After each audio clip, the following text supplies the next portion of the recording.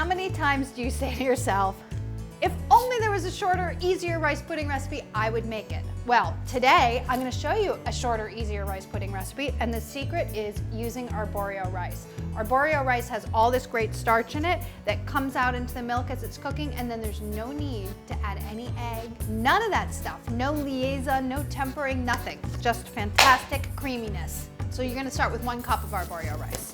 Silky, creamy, delicious, and it has the greatest texture when it's cooked. I need 4 3/4 cups of milk altogether, but I'm going to start with 4 1/2 cups and save a 1/4 cup for later. 1/2 cup of sugar, and then a 1/4 teaspoon of fine salt. If you're using coarse salt, use a 1/2 teaspoon. That's it. Super easy so far, right? Now what you want to do is bring this whole mixture to a boil. You might want to stir it once or twice before it comes to a boil.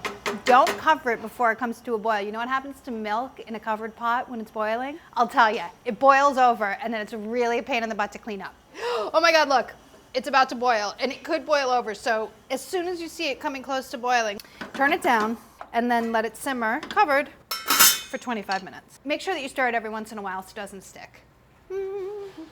Wait till you see what this looks like now. Look at that. Most of the liquid is absorbed, not quite all of it.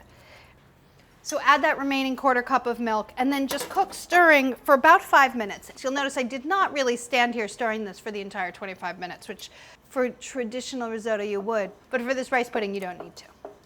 And look, now it's completely creamy and delightful, and all that took was about 5 minutes of stirring. Oh, I need to add some vanilla. Don't let me forget. Don't forget the vanilla. So 1 1/2 teaspoons of pure vanilla extract. Stir that in, and then you're ready to chill it. Just put it into a bowl or any kind of dish that you really want. Once it's in the dish, cover it with plastic wrap, pressing the plastic wrap directly onto the surface so that it doesn't form a skin, and then chill it. You could eat it warm, I suppose, if you wanted to, but that's not traditional. And you know me, I'm a stickler for tradition. Oh yeah.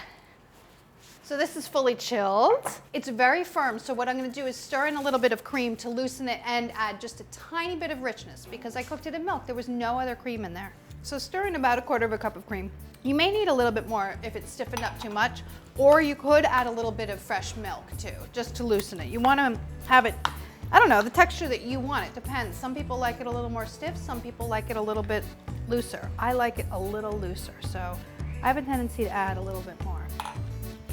And then a little bit of cinnamon, and then spoon it up, serve it up, and eat it. There's nothing easier, I guarantee you. If there's an easier rice pudding recipe that's not instant, send me the recipe, and maybe I'll make it. But before you do that, you try this one and you tell me. My name is Carey, and I approved this recipe because it's delicious.